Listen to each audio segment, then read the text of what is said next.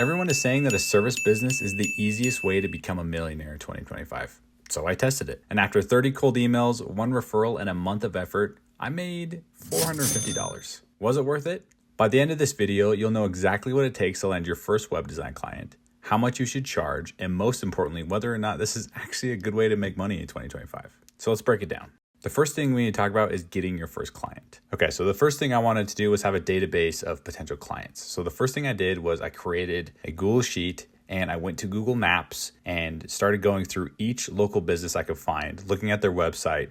And if they had a crappy website, they were thrown onto the sheet that I had. And it was really easy to find emails and stuff like that. That took realistically probably 2 hours to get a list of 30 clients to message. So then I went to work. I sent an email every day for a couple weeks and then follow-up emails. And I got completely ignored and rejected multiple times. So let's talk about what worked.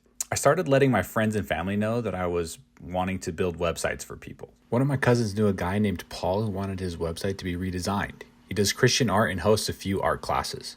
Paul is a homie for being willing to work with someone who has zero experience building websites. Paul's main goal for the website was to convert more people to his art classes. Check out his website and buy some art. So the very first lesson is start with your network. Ask friends, family, post on Facebook, anything like that to get your first client, because that one is always the hardest. Once you get your first client, I have a template that you can send to them so that you can get a good idea of what to build for the website. Check out the description of the video to get the template. The next thing to talk about is pricing. So I charged $450 to redesign a guy's website. He had 7 pages for his website, and I wanted to charge really low. Usually people charge for website redesign between $1,000 to $1,500. But my goal with this is I wanted to charge really low so that I could over deliver and make the client as happy as possible. The guy I built this website for was totally willing to give me a review. He was super happy about his website. So the next lesson is charge a smaller fee for your services while you are starting out. And then once you're done, ask for reviews and referrals. Let's talk about the downside of doing a web design agency. The very first thing is it's really hard to get clients.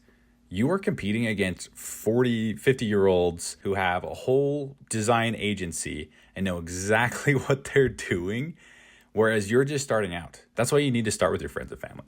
The next one is it's not passive. You're trading time for money. And when you're starting out, you're not going to make great money at all. But it's a learning process. Eventually, you can get to a point where you make more money. It just takes a lot of time. And the last pain point is if you have a full-time job and a family like I do, it eats up all of your free time. So would I do this again? No. A web design agency is great if you need cash flow immediately, but it requires a substantial amount of time if you are building the websites by yourself and not hiring people to do the work. I would recommend this if you have over 20 hours a week to dedicate to this, because you're going to be constantly communicating to clients and trying to get new clients. Anyways, that's my quick rundown for a web design agency. Let me know what your thoughts are in the comments below. Thank you so much for watching.